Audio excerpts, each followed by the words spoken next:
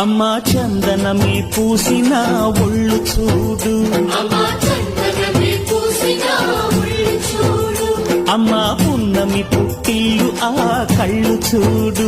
అమ్మా ముక్కోటి మెరుపులా మోము చూడు, అమ్మమ్మ ముగ్గురమ్మల మూల పుటమ్మ అమ్మా నిప్పుల్ని తొక్కిన నడక చూడు,